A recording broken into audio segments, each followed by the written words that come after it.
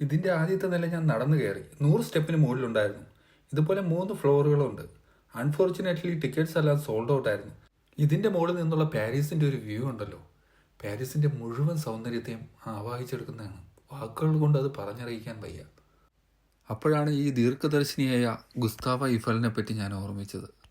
ഈ ആദ്യത്തെ ലെവലിൽ നിന്ന് കാണുന്ന പാരീസിന് ഇത്രയും നല്ല ഭംഗിയുണ്ടെങ്കിൽ ഏറ്റവും ടോപ്പിൽ നിന്ന് കാണാൻ പറ്റുന്നൊരു ഭാഗ്യം. ഇതിൻ്റെ 4 ആംഗിളിൽ നിൽക്കുമ്പോഴും 4 രീതിയിലാണ് അവരെ എല്ലാ ആംബിയൻസ് അവർ സെറ്റ് ചെയ്തേക്കുന്നത്.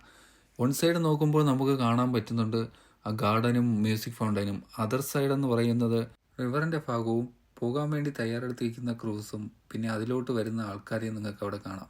ഇത് നമ്മൾ നേരത്തെ ഫോട്ടോ എടുത്ത ഭാഗമാണ് ആ റെഡ് കളറിൽ കാണുന്നത്. ഇതിൻ്റെ മുകളിൽ ട്രാൻസ്പെറൻറ്റ് ഗ്ലാസ് ബാരിയേഴ്സ് ഉണ്ടായിരുന്നു. ഇവിടെ നിന്ന് നോക്കുമ്പോൾ നിങ്ങൾക്ക് കാണാം എത്ര ഹൈറ്റിലാണ് ഞാൻ നിൽക്കുന്നതെന്ന്. ടൂറിസ്റ്റേഴ്സ് എല്ലാം വന്ന് ഫോട്ടോ എടുക്കുന്നുണ്ടായിരുന്നു. പിന്നെ ഞാനും ഒരു ഫോട്ടോ അങ്ങ് എടുത്തു. ഇവിടെ നിൽക്കുമ്പോൾ തന്നെ നമുക്ക് കാണാൻ പറ്റും ലിഫ്റ്റുകൾ മുകളിലോട്ട് പോവുകയും താഴോട്ട് വരികയും ചെയ്യുന്നത്. ഇതിൻ്റെ മുകളിൽ തന്നെ എല്ലാ ഫെസിലിറ്റികളുണ്ട്. ബാറുണ്ട്, ഫുഡ് കോർണറുണ്ട്. പിന്നെ അതിൻ്റെ മുകളിൽ നിന്ന് താഴോട്ട് നോക്കുന്ന ഒരു പ്രത്യേക വ്യൂ ആണ്. അതുവരെ പോയിട്ട് അവിടെ നിന്നൊരു ഡ്രിങ്ക് കഴിച്ചില്ലെങ്കിൽ പിന്നെ എന്താ ഒരു രസം. പിന്നെ ഞാൻ നേരെ പോയി ക്രൂസിലേക്കാണ്. വിവിധ രാജ്യങ്ങളിലുള്ള ആൾക്കാർ ഈ ക്രൂസ് ഷിപ്പിലുണ്ടായിരുന്നു.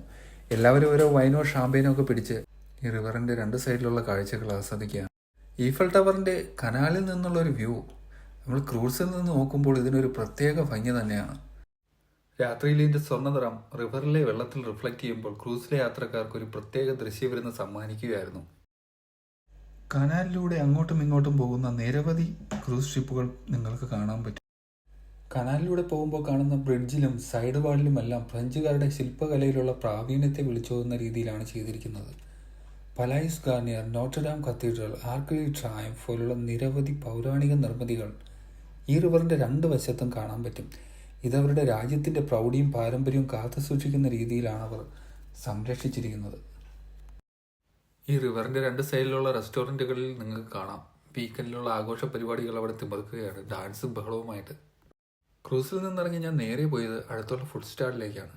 അവിടെ വിവിധ രാജ്യങ്ങളിലുള്ള നിരവധി ഫുഡ് വെറൈറ്റീസുകൾ ഉണ്ടായിരുന്നു. പിന്നെ അവിടെ നിന്ന് അകത്തേക്ക് കയറുമ്പോൾ എൻട്രി ഫീ ആയിട്ട് നമ്മളൊരു €5 കൊടുക്കണം. Thanks for watching my video. പുതിയ ഫ്രഞ്ച് വിശേഷങ്ങളുമായി അടുത്ത വീഡിയോയിൽ കാണാം.